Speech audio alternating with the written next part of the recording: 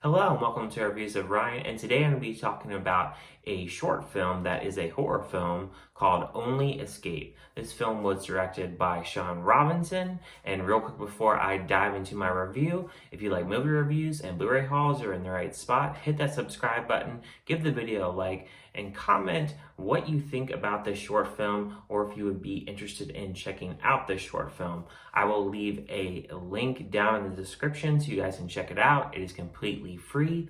Now without further ado, let's jump into my thoughts.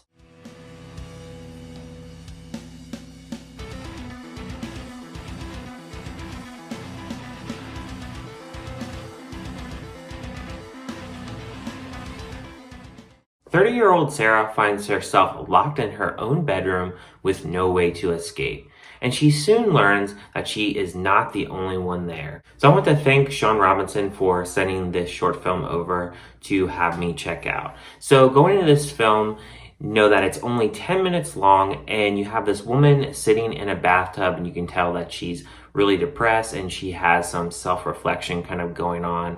There's something that's going on in her head and she's not really quite all there. And there's some really good tonal type of music. You have like a piano and it's really chilling and it really sets the mood for like a horror kind of film. And as this woman is getting out of the bathtub, you can see blood running down the side of the tub, and you know that with that blood that there is something that is going to be happening throughout this film.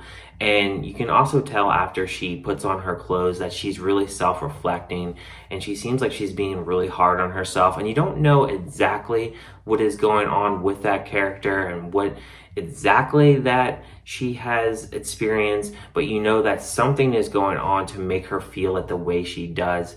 And then she tries to escape her room and she can't escape, and then she soon discovers that there is somebody else in this bedroom. So as this woman is trying to escape her bedroom and just kind of looking at the camera work, I think mostly the camera work in this is done pretty well. There was a few shots where I thought they could have zoomed out maybe a little bit and not have zoomed the camera as much in, but for the most part I think that the camera work is done pretty well, especially for a budget that is pretty much non-existent for this kind of film. Especially doing this on your own, it's very hard to kind of set the tone for this film, and I think that the music really sets the tone. And just having this character, you know, she's in this bathtub, and when the blood drips down, you know that there's just a lot going on inside this character's head.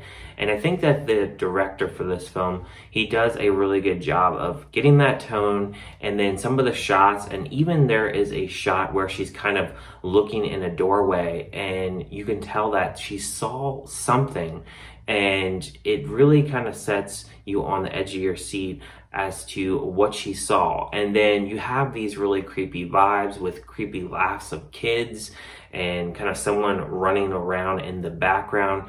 And you can just tell that the director really thought of putting a really good tone and a good setting with this character. And then as far as the acting goes for this, I think the woman, Sarah, that plays this character that feels really helpless, I think she does a pretty good job for what she is doing on screen here for 10 minutes. It's really tough in a 10-minute film to really nail your characterization and really get people on board to believe that you're a believable character. But I think that for the 10 minutes that she's on screen, I think that her character is believable enough, and you can definitely feel the tension that this woman is feeling, especially after the scene where she is looking down this hallway and you can tell that she has seen something very terrifying. I think that this film is a really good setup to where if you wanted to extend the story of this film, you definitely have a lot of room where you could extend it. There's definitely a lot of different things that you could do with what this director started on a 10-minute short film. And I think that this is a really good setup to where if this needed to be continued or was to be continued, I think that there is a great start here. I think that the tone is the biggest thing, and definitely the biggest thing that you look for in any kind of horror film. And I think that tone is definitely done pretty well here to engage the audience and get them to really be on board with what's happening happening. I think the main thing is with a 10-minute short film like this is obviously you don't get a lot with the character and development because it's only 10 minutes, but what you get, you can kind of read between the lines as to what is happening and what this character has gone through. And there's a little bit of speculation obviously with that because the character isn't developed fully in a 10-minute short film. So those are my thoughts on the short film. I'm not going to give it a rating, but I think you guys should at least give it a chance. It's completely free, like I said, and I will provide a link in the description. Let me know what you guys think. Do you guys agree with my whole perception of the tone and what I feel about the character that is involved in this? Let me know down in the comments. Thank you guys for watching, and I'll see you guys on my next review.